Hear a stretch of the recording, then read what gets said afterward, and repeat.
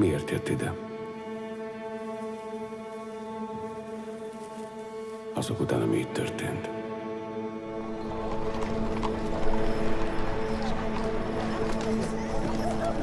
Ez a szüleim üzlete. Az volt. Értem. Boldogulok. Ez a ház még most is itt áll. Pedig rég eltűnt körülötte minden. Eltévedt, kisasszony. Nem. Elvihetem valahová?